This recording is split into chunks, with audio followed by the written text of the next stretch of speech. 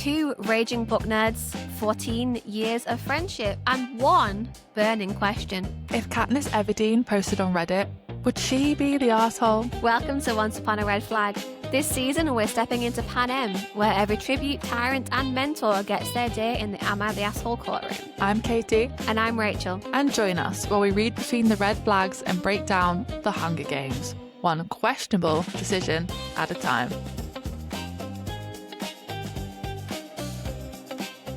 Hi everyone, and welcome back to episode 5 of Once Upon a Red Flag. We are so happy you have survived this long with us. I don't think I'd survive this long in the arena, but we're super proud. And yeah, this has probably been a couple of months now, right? When this comes out? When this comes out? Yeah, so this is episode 5, so I'm thinking this is going to be what, January? Yeah, so welcome to 2026. For context, for us, this is the 8th of November. We are well prepared. We are well scheduled. We are.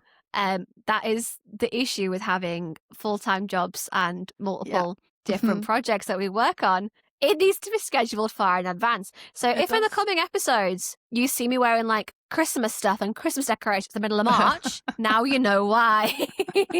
But okay, so our icebreaker question for this episode, Rachel. And this is a spicy one. This could get really spicy. Okay, what's the worst advice you've ever been given? It's very on topic as well for Haymitch being the mentor. The worst advice I've ever been given. I really had to think about this one. Out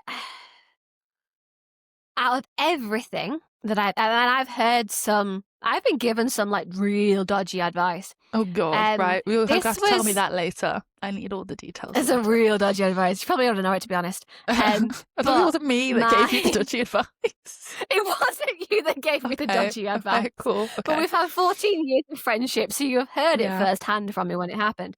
Okay. But the worst piece of advice I've ever got was kind of a piece of advice, but also mansplaining, slightly love bombing advice. Oh no. Okay.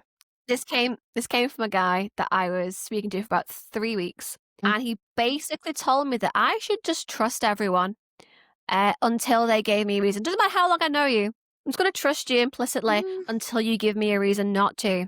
Is that the whole they're innocent till proven guilty kind of argument? It was, fair for that one, but it was said in the context of I think I made a joke. I made a little brief little joke. You know when someone's an innocent I'm gonna lick your piece so you can't have it kind of thing. Yeah. I think I said something oh, I don't trust you enough for that. And I've been talking to this guy for 3 weeks, and he's why don't you trust me? Because you've known each other for 3 weeks. Because I've known you for 3 weeks. We've not even met yet. We're literally just talking from dating apps, and he's well, you should just trust me implicitly because I've never done anything to hurt you. Have that, and I'm red flag. But they've also not given you any reason to think they won't at that point. But also, that itself was a red flag reaction to be why don't you trust me? I made a joke, dude. Yikes! I made a very innocent joke, and now you're telling me, and it was basically phrased as advice. It was advice to be you should just trust everyone. It doesn't matter. No one's tried to. No one's given you a reason not to trust someone, and therefore you should probably trust them until they give you a reason not to. And I'm ironically, though, those kind of people who say that typically don't really trust anybody. Yeah, that's the That's the problem. Okay.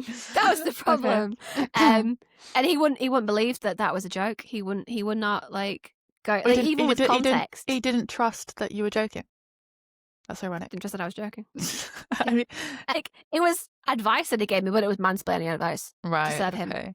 I think I didn't go on a date with him. Don't worry. The worst advice I've ever been given.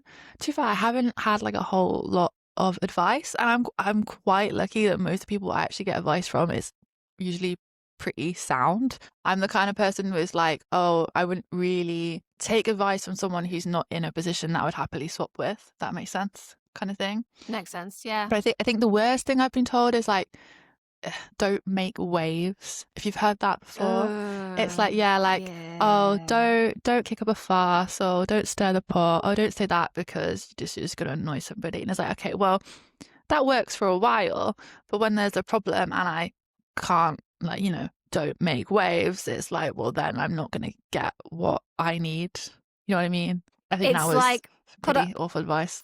it's put up and shut up, isn't it? It's like, Yeah, this is the hand essentially. you've been dealt. This is how this system works. Don't try and make it better. Don't try and make it different.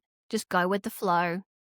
You're like, well, actually, this is not how we make progress. Yeah, and actually, I think that "Don't Make Waves" is actually pretty fitting for the Hunger Games and Panem as well. So I think that all kind of ties in. That was very like on point advice there. Yeah, very, very bad advice. But... Yeah, I had actually done that on purpose. Very proud of myself.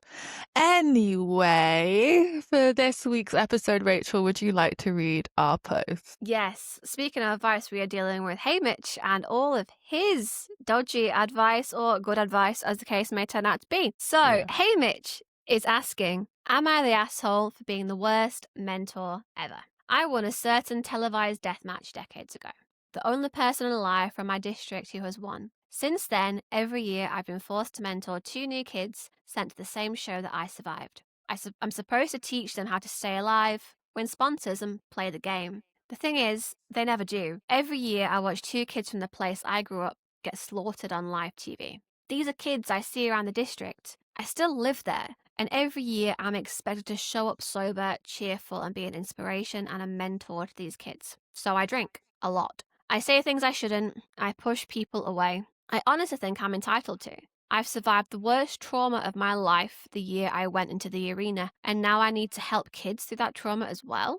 The concept is disgusting, but I'm stuck, and I cope in the best way I know how. This year, though, the kids I'm mentoring actually have a chance. They are smart and strong and decent, but I know what's coming to them in the arena, so that makes it worse. At first, I wasn't much help. I was drunk in our first interactions, barely paying attention, but I sobered up a little quite early on and realised I have to at least try with these kids. So I gave them a strategy advice, taught them what to say, what strings to pull to get them sponsors inside the arena, so they might have a chance to get gifts of food and supplies to give them an advantage. Mm-hmm.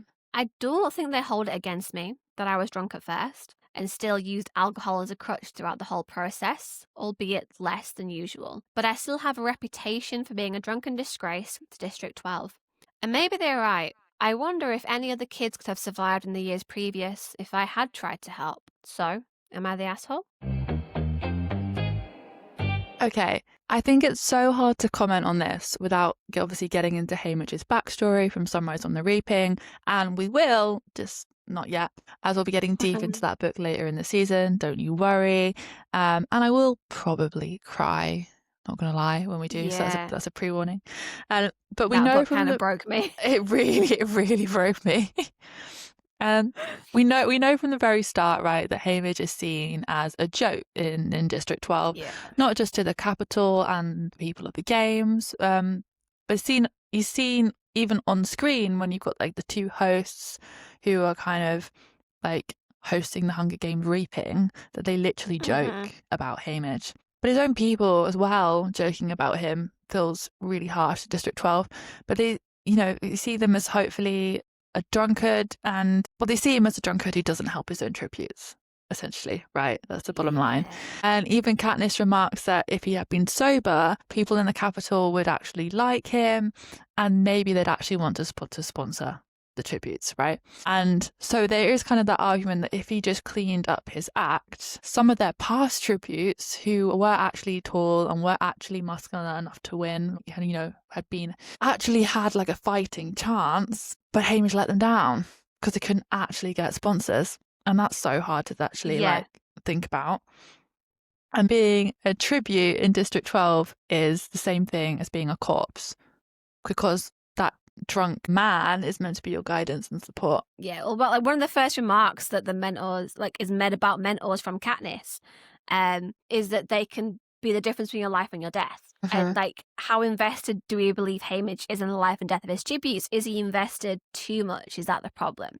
But going back to like, even if you wanted to be a sponsor, even if you disregard Haymitch, disregard any of the PR stuff, and you go, that guy is more muscly, from District 12 than even the careers are. You've got to converse with Haymitch to sponsor someone. He's the one who controls gifts.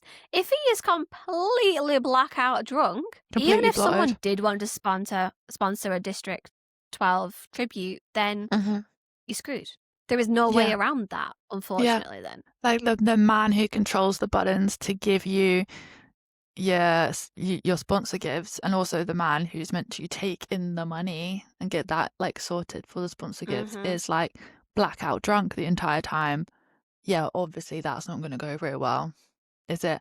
And like going back to him being drunk all the time and being this joke, it's not exactly a poster child for wanting to win the games, really, is it? Like, I think it also shows that even if you do win, you could end up like Haymitch. And in a sense, would death just be a better relief? Like, it just shows the cycle of trauma that happens with these games. Yeah, I mean, that's drunken Haymitch's like advice is stay alive. That's literally what that's the words. Here's some advice, stay alive. And then he bursts out laughing. I mean, arguably that is probably the most important piece of advice. That is kind of what you need to do to win the games. It's the most obvious piece of advice. It's freaking useless. Yeah, it's useless advice. You can kind of see why you burst out laughing, because you're screwed when you win as well. Even if you win, it never actually ends. Like, you're in a deeply scarring experience, and then you have to relive that trauma from just a slightly different angle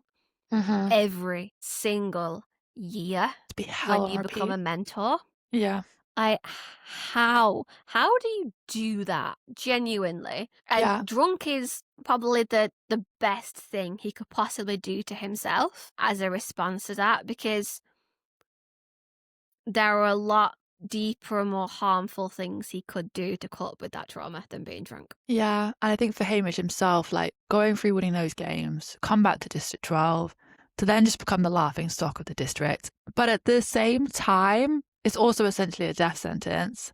The kids or the parents of the district would end up seeing Haymitch as like death walking himself.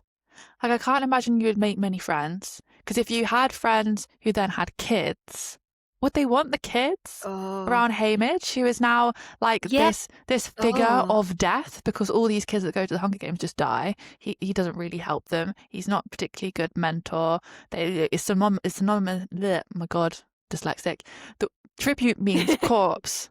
So does that mean that Haymitch himself is the Reaper? Is that how all these adults would see him? I guess even if you take away the drunkenness from this equation, being a mentor itself and having friends who have kids, like even without like Haymitch being a mentor who's never had a tribute under his care survive, like up to this point, even if you take away the drunkenness and you take away like his failure rate, I suppose, can you imagine like being a mentor and then you're like your best friend's kid gets reaped? Yeah. But that's, well, you like, there's a whole conversation around that in Sunrise on the Reaping, and like who Haymitch was friends with when he was younger, and all that kind of thing. We're going to leave that for a little bit, because that kind of could have actually happened.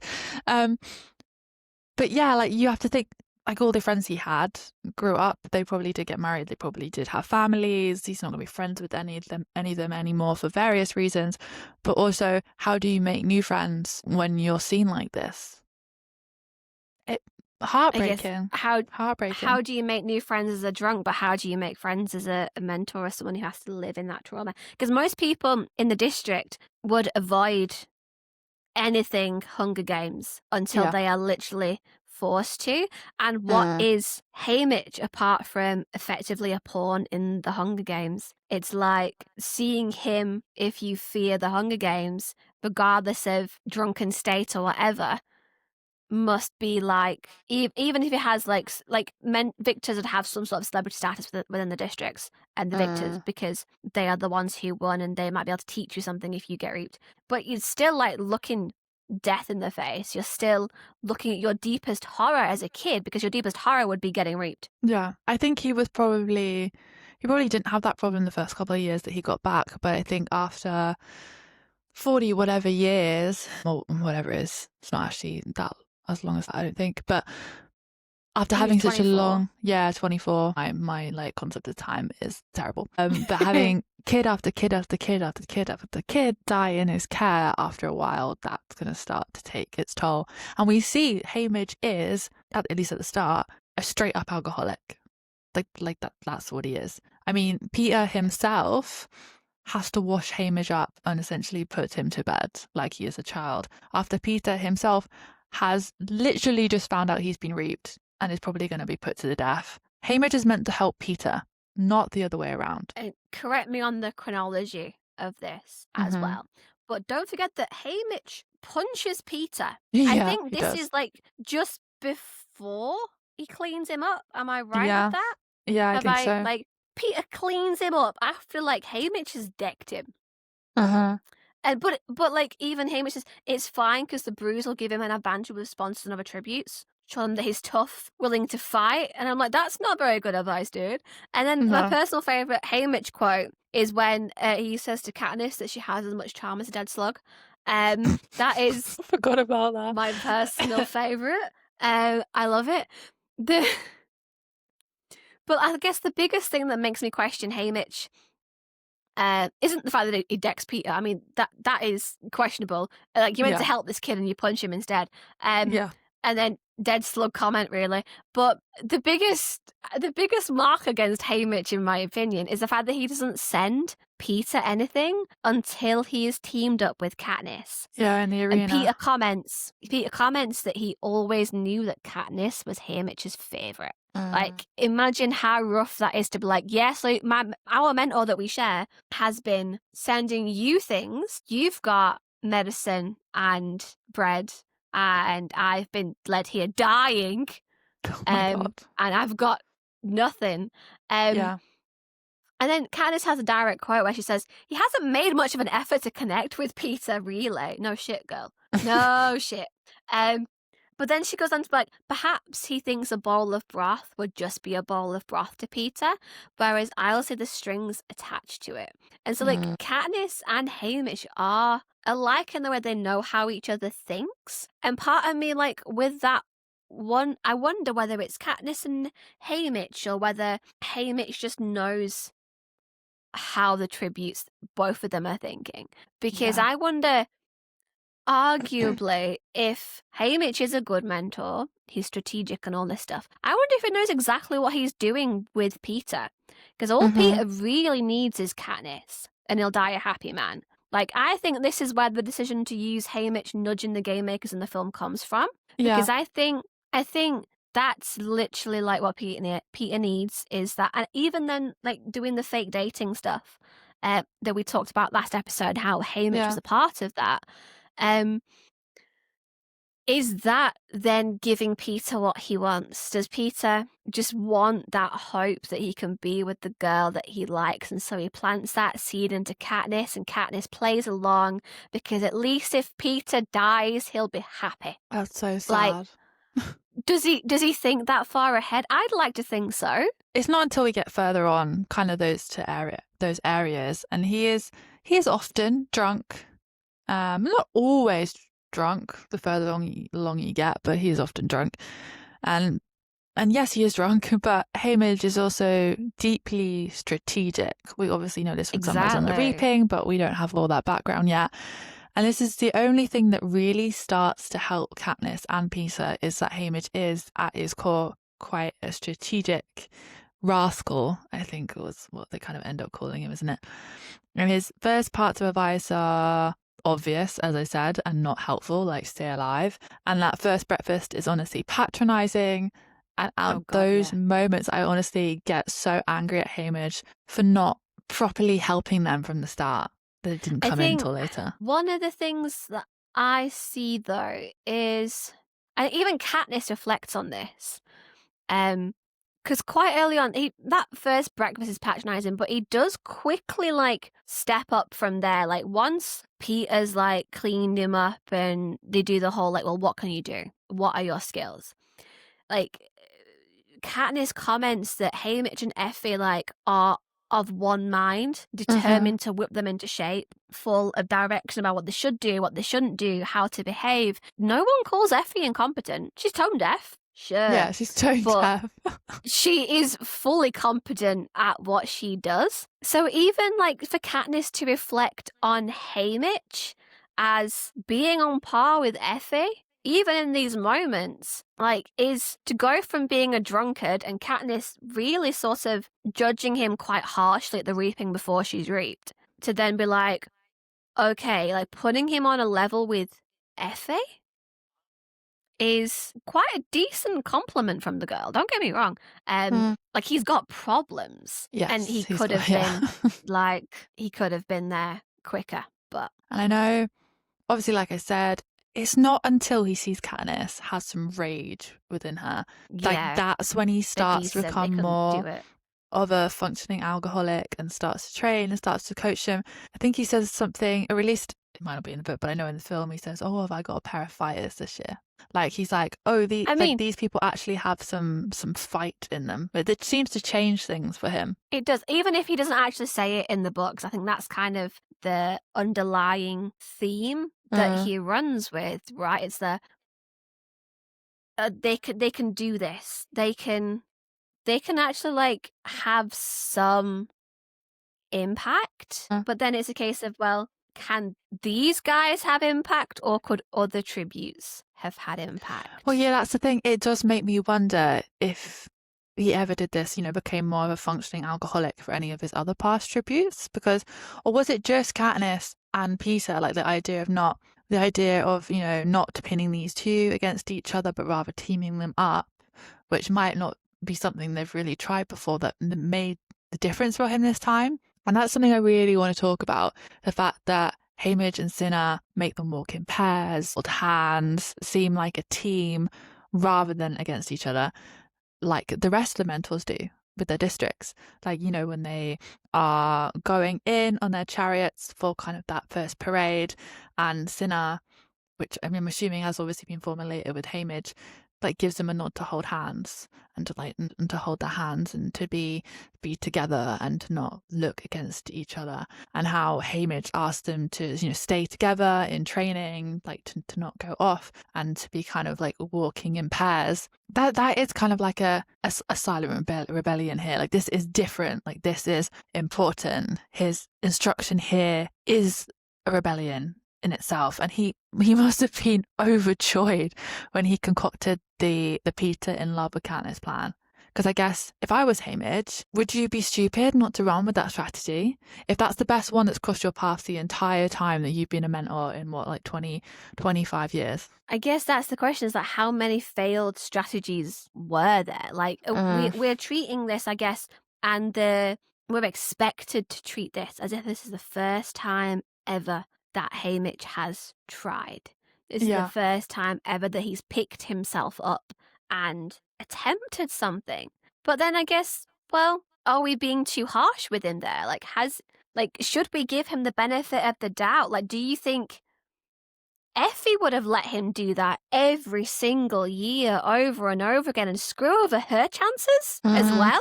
Like, what do we know about Effie? And that's because Effie wants to be promoted to a better district. Do we think she would let Haymitch purposely, or like, I guess, neglectfully screw her over like that? Or do we think he has tried?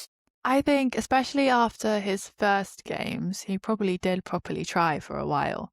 Because obviously, I don't think he became an alcoholic straight away. I think probably after your 10 games, he was probably at his tavern. That's probably when he started drinking, and that's really when they all kind of started giving up hope a bit. But we do see, like, he does become a bit more functional. Haymitch does actually coach Peeta and Katniss on the interview. The feedback is actually kind of helpful.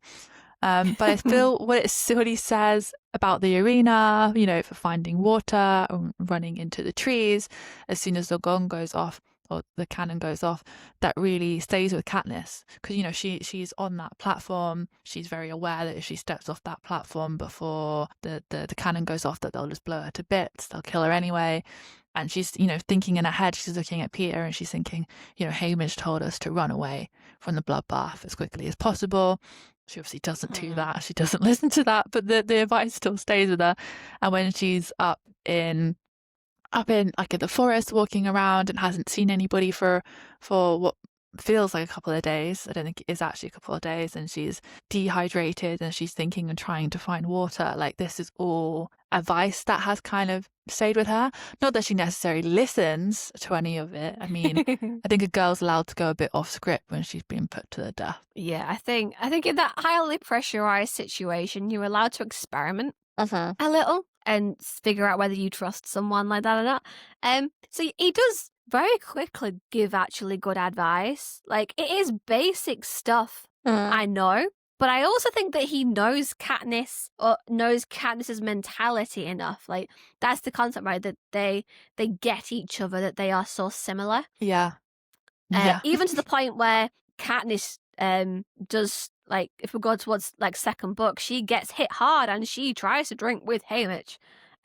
She does something Peeta does. Like, they are similar. So, like, yes, it's basic stuff. Find water, get away from the bloodbath. It's useful advice, though.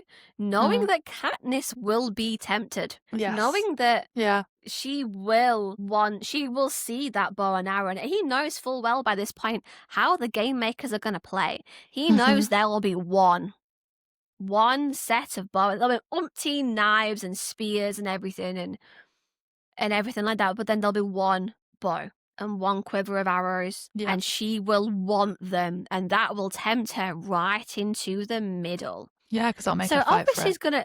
And then you've not only got him giving that advice to Katniss, but Peeta as well, knowing that Peeta will sort of like try and keep Katniss away from that bow and arrows and try and find another way to get that's not going into the cornucopia. But then you have her doubting Haymitch as well. Like, the way that Katniss doubts Peeta, she doubts Haymitch. Because he refuses to use a sponsor gift on water. And yeah, this is Katniss figuring out, like, why wouldn't he give me water? Why wouldn't he keep me alive? Yeah. It must be close by. Yeah.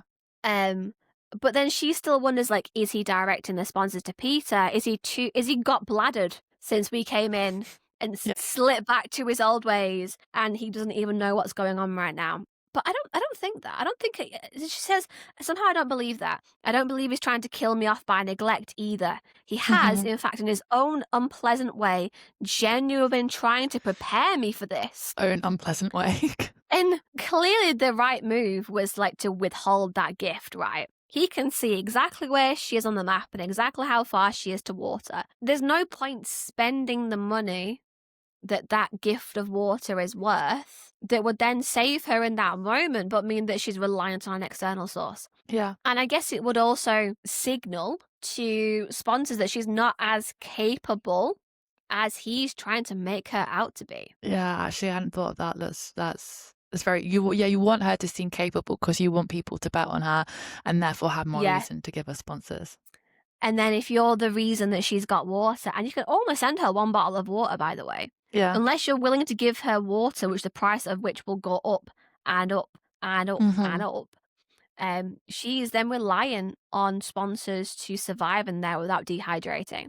Whereas if she finds her own water and her pack has got the iodine in so she can cleanse it herself and all this, then she is self-reliant and she has outlasted the dehydration to find the water. And then you've saved up the money to afford the burn medicine, to afford something she actually needs that she cannot acquire within the arena. Yeah. So, like, you and I think there are some people who would judge Haymitch quite harshly for, like, well, he could have given her the water and then she'd have kept going on the right path and then she'd have found the little pond to get her own next time. But then she might expect to be sent the water. She needs to be able to, I guess she that's might what be you're like, trying to say, like, fend for herself kind of thing.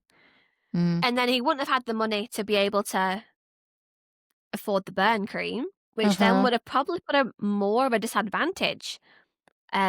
Because then she's more injured. She's injured and trying to hunt. She's injured and trying to climb up trees and run from Draka stings and trying to outlast the careers while her hands are burnt, her legs burn, everything like that. It's made a big difference. And I think one of my questions is like, how much do we think these little bits of advice as well have kept them alive? Like, because also, like I say, I think that if Katniss hadn't had Haymitch and Peeta being like, do not run in to that cornucopia, she would have done it and she'd have been part of the bloodbath. And I think she would have died then. Same with the water. Like, if he'd not sent it to her in time, then I can justify that one. But then I also can't quite figure out whether that's the same reason. I think that's the same reason that Peeta didn't get any help with, obviously, him, like, lead dying under, like, camouflage, because then it's not him fending for himself who's going to sponsor Peeta then on the brink of death when they could sponsor Katniss. This is something that I always get into all the time when I think about Haymitch and how he mentored those guys. Was, I think, as Haymitch realizes Katniss? Who on earth is Katniss? When I think as Haymitch realizes Katniss and by proxy Peeta can be used for the rebellion, he does start to bond with them over time. And even Katniss with Haymitch, and even when they're in the arena and they're doing this whole, you know, one kiss, one food, like that kind of thing, they are kind of forming a sort of relationship. And I think even from quite early on, Haymitch realizes that Katniss is a lot more likely to be that person for the rebellion. And I thought, is that why Katniss is getting more of the sponsor gifts? I think Peeta remarks that he didn't get anything until he gets nothing until he's teamed up. And I think part of me does come back to this, like what did Peeta have?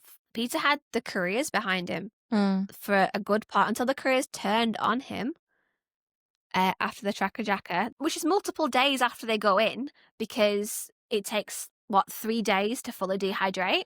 So it's dehydrating warmer because it's dehydrating quicker because it's hotter and it's warmer in there. But it's a couple of days before Katniss is desperate and she gets her first gift. Like,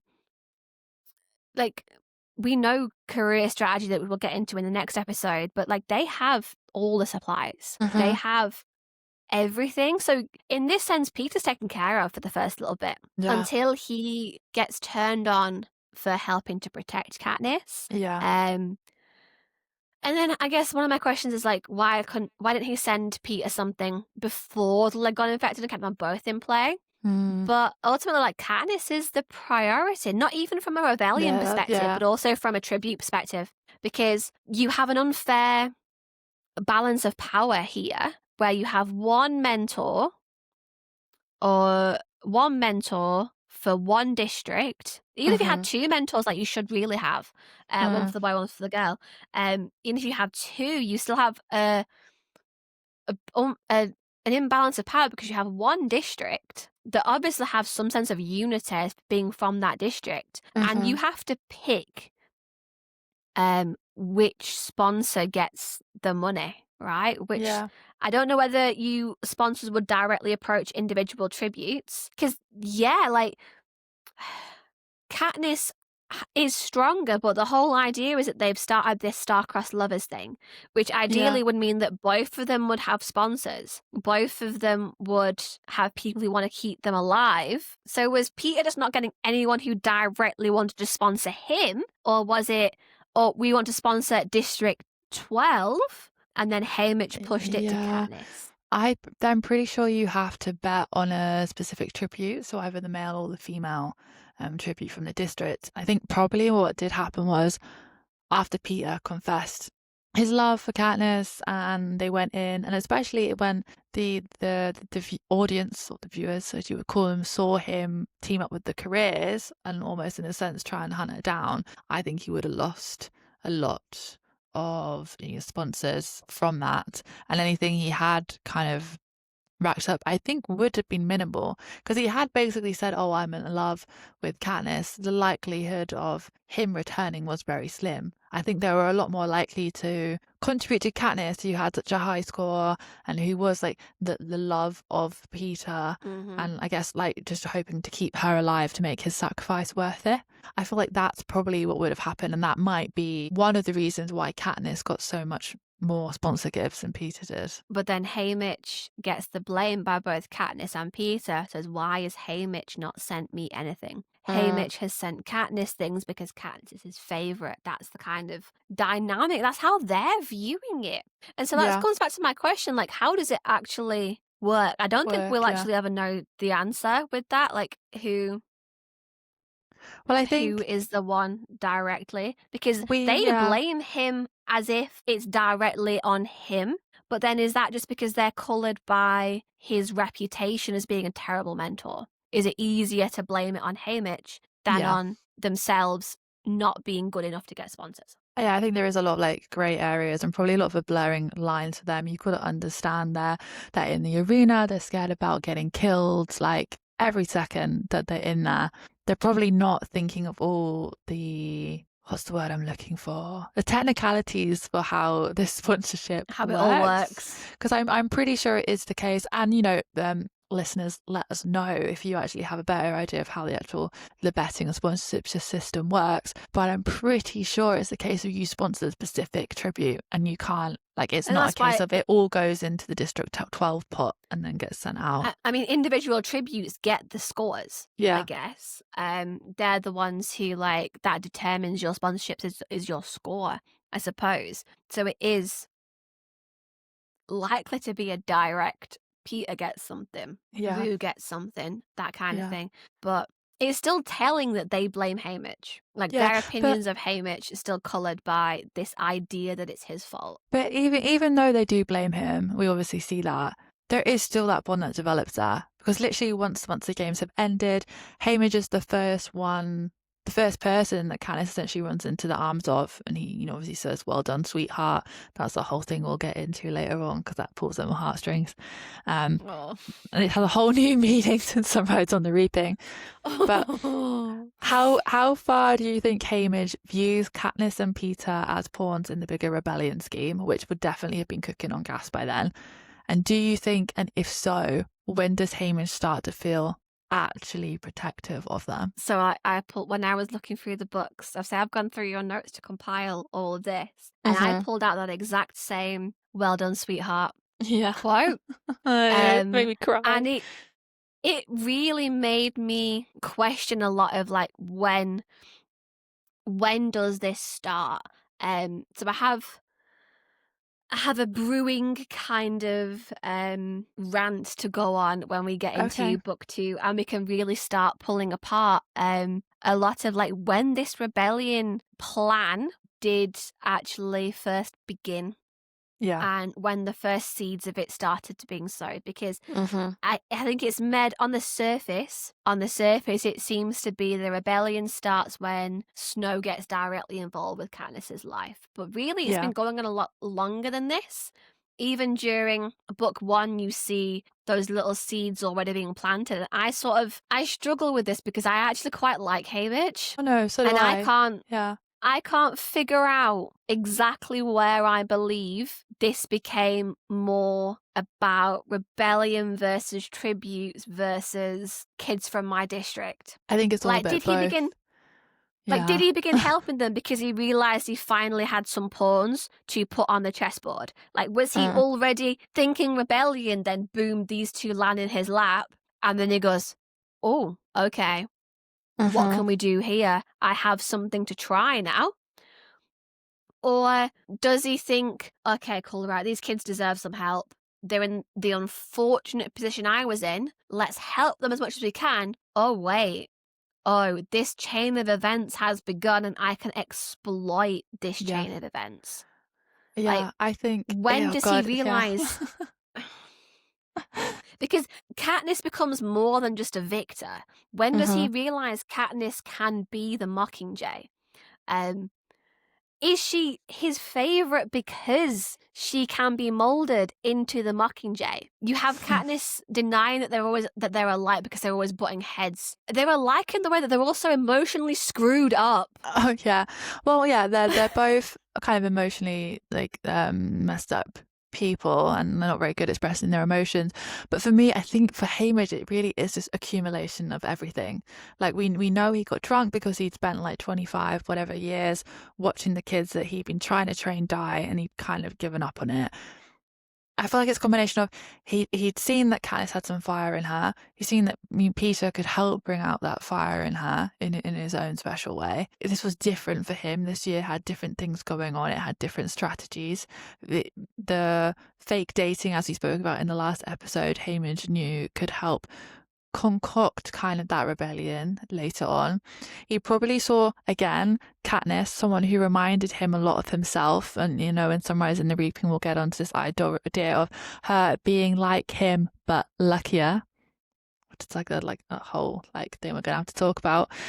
And then I imagine at that point he had probably already heard from the rebellion people, from I don't know, maybe even District 13 and President Coin herself, if he knew at that point, about potentially using what was starting to brew as for the rebellion. Because we know they even tried to do it with Haymitch when he was in his games, that they're constantly looking for someone to take on that role of like the rebellion icon, and in this case the Mockingjay, because of her pin. I think it was a bit of everything. I like to think at some point Haymitch did actually start to feel protective for them. I would hate to think that he didn't, obviously with his background with Lulu and everyone from his games. I would like to think there was care in there somewhere. Yeah, in the mix. This is my thing as well, because obviously we've just spent the entirety of the last episode talking about, Katniss is emotionally screwed up, but here's all the ways that she's actually quite a feeling person, and this is why she has all these problems. Haymitch is emotionally screwed in the same way. And I really, really, really want to believe that he also is very protective of these kids. That's not just about them having potential benefits for this rebellion that he thinks he might be owed, I guess, as revenge for what happened to him. And that question, I think he really is. If I'm ignoring Sunrise and the Reaping, the question marks there. If I'm including Sunrise on the Reaping, I think he's a really genuinely nice but traumatized guy who is just doing his best. Yeah, doing his best. Just doing his best in a very bad situation, but I kind of would like to know when the rebellion took over, which I guess we're going to discuss more in the next book when we get round to... I think actually it's the beginning of Mockingjay for how we've planned it. But it'll be interesting to really see if we can pinpoint where that care started. He has a duty of care as a mentor, sure, but where the actual emotional feeling for these kids, and actually keeping them alive, began versus when them being pawns in a greater scheme began. And that's a sticking point for me. I need to know. So it'd be interesting to pinpoint that later on. So I guess as we're kind of talking about these things, and we have talked about it a bit, but now would be a good time to talk about how and why at this point we think Haymitch got this bad. Yes, he won apparently from outsmarting the rest of his fellow tributes. But for that boy to change into this man, we knew even then, pre-Sunrise on the Reaping, that he must have been in this hellish repeat of trauma. How many tributes has he both mentored and had to watch die horrible deaths since his games? What would the actual figure be? So with him being the only mentor choice, that means that unlike other districts, I guess, where you have multiple different victors to pull from to be the mentor, because there's one mentor for the boy and one mentor for the girl, right? So I guess that just cycles in and out of newest victor or whatever, or however that works. I don't quite know, but he's the only option. So that means he has mentored both the boy and the girl. Yeah. And this is the 74th games, and he won the 50th. So that's 23 games before this. Times And he's 2. mentored both. So that's So 46 kids. He's got to know and then had 46 kids die on him. Pretty much, yeah. And I was like, say he has the disadvantage of having mentored both kids each year. So how hard is that then? Because I guess if you have a boy mentor and a girl mentor, and you are only responsible for that one child, you know that they are your sole focus. Yeah. Whereas here, Haymitch has to split his focus he has Effie to help, but she's there for a slightly different role. She's like the PR. Yeah. Like, he's kind of labored with the responsibility to mentor twice the amount of people that with the same amount of time. Yeah. So it's not like, so say you've got a week, 2 weeks, 2 weeks between the reaping and you go into the arena. You've got that 1 week with one mentee, I guess, if you are in any other district. Whereas here you have that 1 week with two. And so lumping them together into that like same category of mentoring together does mean that they get more time with their mentor, but they also are aware that only one of them can survive. And so he's having to split a focus, really. How do you not try and figure out which of your two tributes that you're having to mentor is the most likely to survive to give them your attention? He has to be like judge, jury, and executioner before they even go into the arena to figure out which kid to mentor best. That's how hard is that? Having to make him choose on top of all of that to try, basically, essentially choose his best bet at keeping them alive. Because I guess it gets down to the point, it's like, well, either do I just try and mentor both and lose both, or do I just try and focus on one more than the other in case they get to live, but they could still both die, ultimately. Yeah, and then I guess whether or not you've read Sunrise on the Reaping, you can understand the cruelty of the situation Haymitch has found himself in. Even if you disregard everything we now know from his like prequel, like he's spent 24 years in District 12. He's probably seen, no, he has seen these kids as babies. He will have been in that district when they were born. He has watched them grow up. Wouldn't you drink? Wouldn't you become a recluse? Yeah. Wouldn't you like only go between your house and the hob? Because if that wasn't your course of action, if you did try to participate in district life, which is bloody hard, because as a victor, you inherently have more privileges over every single other person in your district. So that must be really hard to be able to stomach that you went through trauma and you've earned perks for it. Yeah. But then to actually participate and not live a reclusive life and a drunk life in this particular district, you wouldn't be able to walk into town without wondering which kid you were going to see in the games next, which kid's death you'll be partly responsible for because you were meant to mentor them. So like, what else do you do? There is not another choice, really. But then even Katniss reflects on this, which I think is like quite an astute moment for the girl. Like it's another one of her brain moments of let's logic out how this is going to fare if I pick this course of action. She says, but secretly I'm wondering if Haymitch sobered up long enough to help Peeta and me because he thought we might just have the wits to survive. Maybe he wasn't always a drunk. Maybe in the beginning he tried to help the tributes, but then it got unbearable. It must be hell to mentor two kids and then watch them die year after year after year. I realize that if I get out of here, that will become my job, to mentor the girl from District 12. The idea is so repellent, I thrust it from my mind. It really is another nod to the fact that not even the victors ever really win. And I know I keep saying this. I know I've said it a lot in this episode, but that's something we are really going to get into later. But there is no winning the games. No one ever actually wins. And there's no one to share that responsibility with. There's no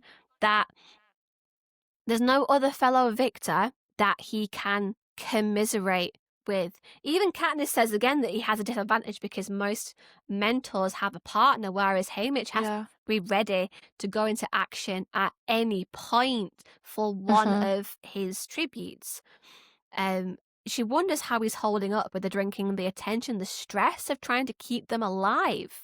And this is not a situation where, even if it was like shared responsibility and you have someone who A can understand because they're going through the exact same thing with the exact same kids and you're working with them side by side to mentor, there's not another Victor with him who can share and understand that burden. Any other Victor he comes into contact with is working as a mentor against his mentee's death. Like, the situation, the circumstances have pitted him against every single person who could even possibly understand what he is going through.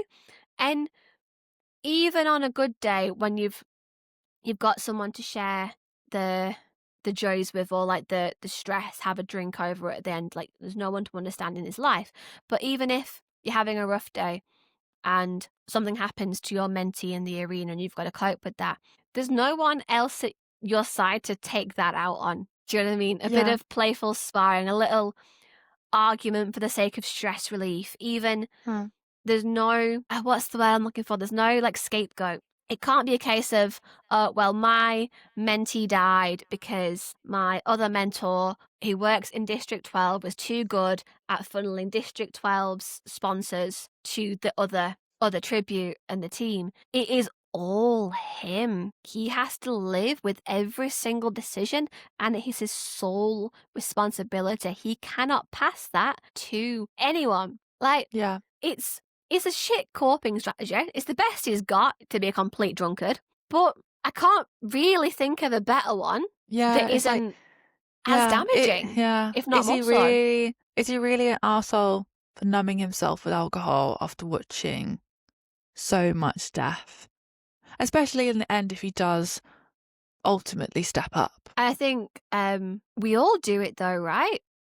Well, me and you have obviously discussed previously we don't really drink all that much. Yeah. Like for many reasons, variety of reasons. Yeah, but many reasons. Many reasons. But that's the first thing a lot of people do after a hard day at work. Like, bringing this back into real life for a minute, you have a rough day at work, like say you're in an office job and a sale falls through and you lose the commission, or you work in the emergency services. It's the same thing. Like, a lot of people reach for a drink, but it's not just a rough day at the office for Haymitch. It is a constant, you live in this death and you are responsible for this death. I might be contradicting myself here a little, but I'm going to let you in on one of the little theories that I have been working on, because apparently I like to find theories in every single episode of this show. But I'm questioning like where Haymitch starts to care and all this stuff. And I guess if you know Sunrise on the Reaping, you might be more inclined to agree with my little fan theory over here. But let's go back to the actual reaping itself. Okay. Think about when Haymitch makes the biggest disgrace of himself he has ever made on live TV. He falls off the stage, drunk, having like taunted the camera. Yeah. And Katniss says she is disgusted by him, but what has happened previous to this? Prim has been reaped. Katniss has volunteered on her behalf. She's been brought up onto stage, and Effie, God bless her delusions, Effie is basically saying how nice it is that Katniss volunteered. I guess because Prim shouldn't have all the glory, is what she says. Can't be letting Prim have all the glory, can we? And Effie's so tone deaf. Katniss is grateful that Haymitch has distracted the camera. Katniss doesn't even get a moment to herself. She's stunned that she's volunteered. Like, she's been in this position. She has nothing else that she can do. And now she's just gone, okay, let's face the fact that this is certain death. Because we've established, like, the chances are girl gonna die. Yeah. And immediately, it's kind of rubbed in her face by Effie to be like, can't let her have all the glory. There is no glory in being from District 12. There is no glory to be had. And then Haymitch taunts the camera and falls off stage all drunk. And it distracts everyone from Katniss, and Katniss is grateful for this. Yeah. Now, Haymitch has been a drunk for a while, and this is the worst thing he's ever done on camera. I He's find that alcoholic, really sure. hard to believe. Yeah, I do also find that really hard to believe. But now he's fallen off stage and passed out. Part of me does genuinely think, and like I say, you might be more inclined to go along with this little theory if you've read Sunrise on the Reaping. I think he did this purposely. You think he did it on purpose?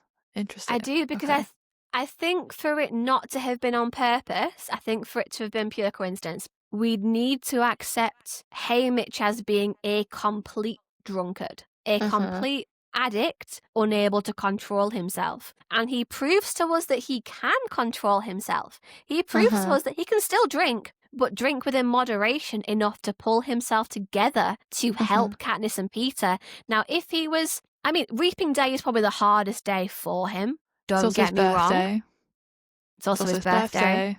Yeah. It's the hardest day for him, but coincidence, I'm skeptical. I'm a bit skeptical. I hadn't even thought about it from that perspective. I just assumed, he's really, really drunk, and that's kind of how... It's a rough day for him. If not, everyone sees it, and I'm thinking, oh, it's his birthday, or thinking of when he was reaped, and obviously they literally have death on the reaping day, on his reaping, with the young lad getting shot and everything, and we'll go into that in the actual Sunrise on the Reaping book. But to then keep reliving that reaping day over and over and over again, I just thought he had got to the point where he just absolutely bottled it. I thought he just completely bottled it. But to then think about it from the perspective of Haymitch didn't volunteer, but he also, in some kind of twisted way, also kind of did. Without realizing that he was. And yeah, he could see himself in Katniss, and maybe he too was trying to just get that attention away from someone he knew would be so stunned and even more scared. Because Reaping Day is always his birthday, and every Reaping Day would bring back those same feelings. So why this day does he go too far, taunt the camera, fall off stage and pass out? Why this Reaping Day and not any other? Why has he not made this much of an idiot or a fool of himself previous to this day? And part of me wonders then whether Katniss and Peeta going towards helping him up, cleaning him up and carrying him to his room, realizing that they actually have some fight in him. They help him out first before he helps them, right? They drag him to his room, they clean him up, they do all this stuff. Part of me wonders whether Katniss did that because she's grateful for that attention being taken away from her in that moment where she's trying not to cry. She's trying not to break down on camera because she knows that'll be seen as weakness. And she's at the brink of tears and everyone just gets distracted. Is that why this chain gets set in motion of Haymitch helping them? Even would they have rolled over and accepted defeat? Because at the second they were reaped, Katniss almost accepted defeat. She knew she had signed her own death warrant, and then it was Prim that made her fight, and then they sort of bring Haymitch into helping along. It's just a little question in my mind that I think... I'd be really interested to know what other people think as well, because I'd never actually thought about it from that perspective. I'd be interested to know what you, lovely listeners, if you are still with us this far into this episode, think if he did that on accident or if it was on purpose. Yeah, this is Rachel's fan theory of the day. I honestly don't know. But then I guess getting away from my little theories and into more concrete evidence stuff. Actually, maybe not. Maybe we are going a bit too far. But Peeta says something to Haymitch. Peeta says something about Haymitch saying it'll take a lot to convince Katniss that Peeta's feelings for Katniss are real. So Haymitch does know that Peeta's feelings are real. Is he matchmaking when he sort of puts in that whole, I think I mentioned it slightly earlier, when he sort of drops in the whole fake dating thing to keep it up, guys, keep it up. Is he giving Peeta that time with Katniss? Is that something he's actively trying to do? I don't know. This might be one of your theories again. Fan theories again. Yeah, I think it obviously benefits Haymitch, the fake dating star-crossed lovers thing, but I don't think he is actually that bothered from a matchmaking perspective.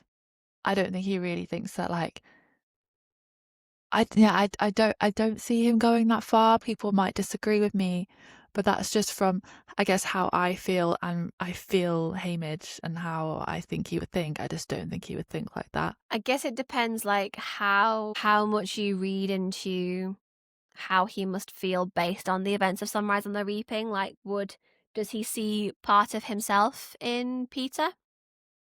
In the whirlwind romance kind of idea, because obviously when he goes into Urena, he has someone.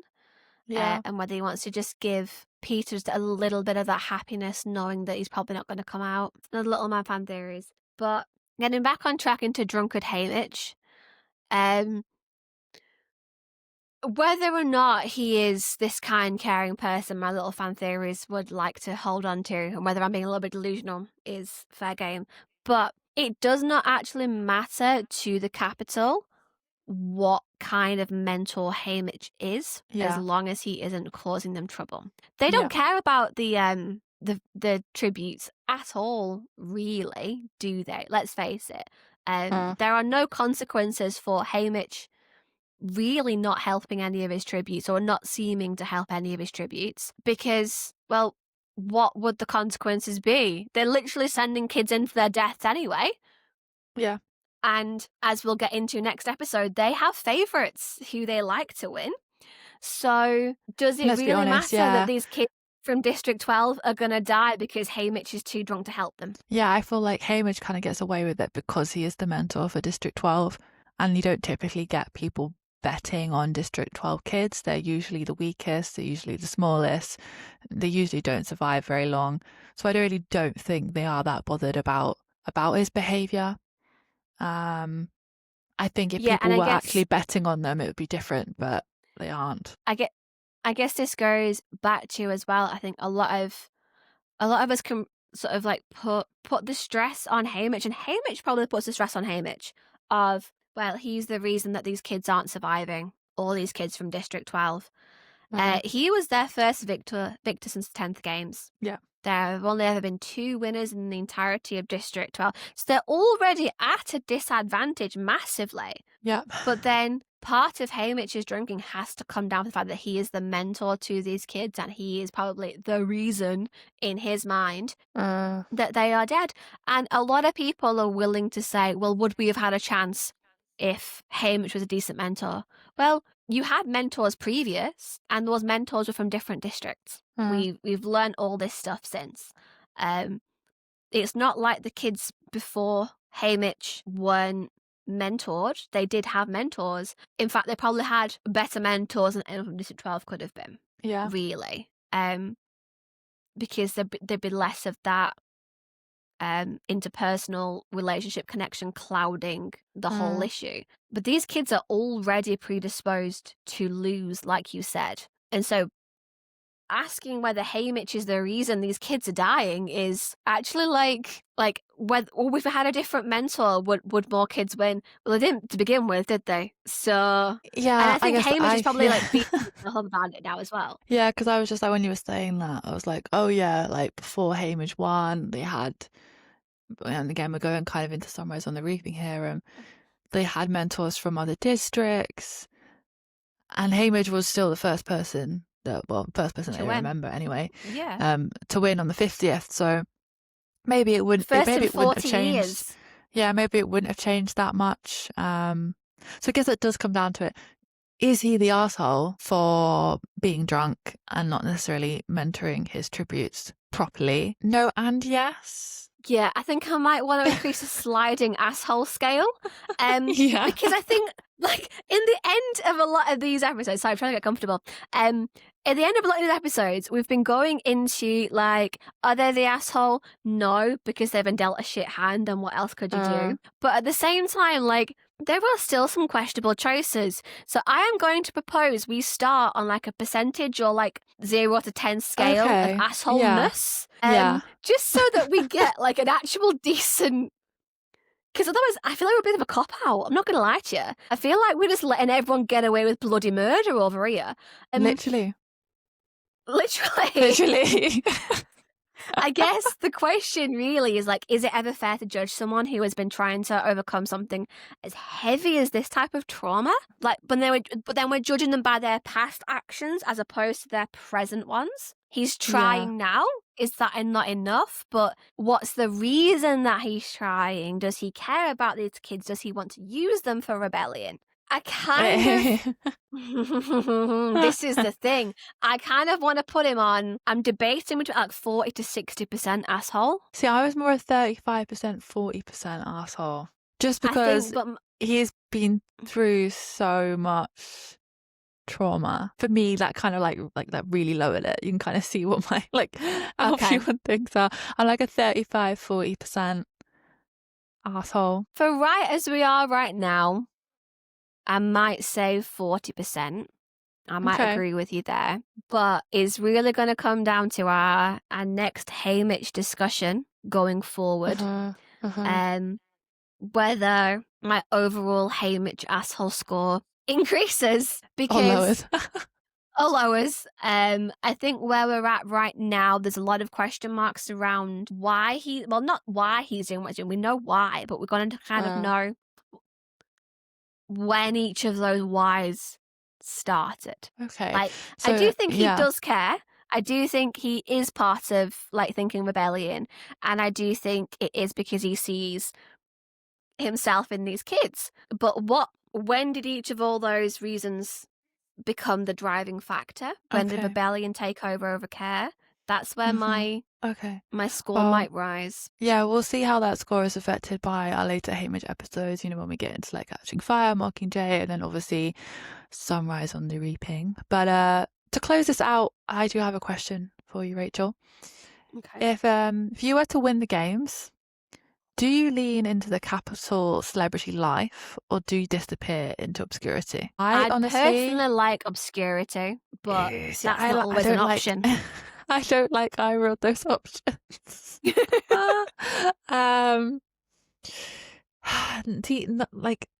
Neither, but I would also like to live. So I feel like I have to win and I have to pick a choice.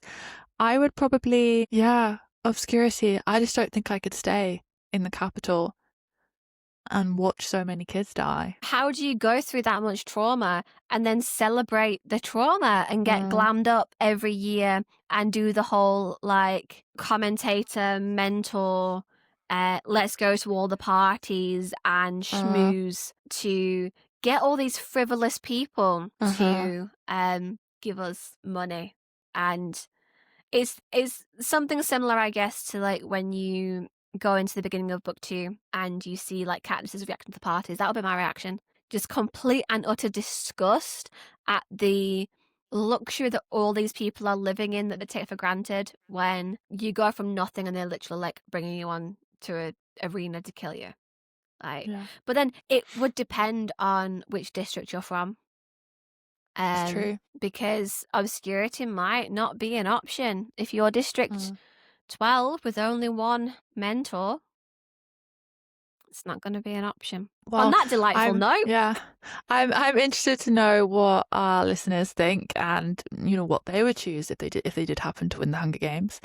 And I know that next week we're going to be speaking about the careers and the career system and how that works for their districts and just how messed up they might be or not. We will discuss. And we thank you so much. We need to worry about not. Yeah, and thank you so much for listening for these episodes. We really appreciate it.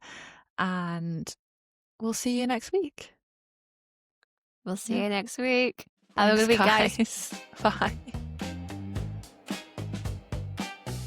Thanks for listening to our podcast, and don't forget to let us know your thoughts on all of our potential assholes. No matter what platform you're listening to us on, make sure you like, comment, subscribe, upvote and all that stuff. If you like what we do and want to find out more, all of our platforms are listed in the description or show notes. We're a 2-person team, so any support or feedback is always greatly received. Tune in next time to Once Upon a Red Flag.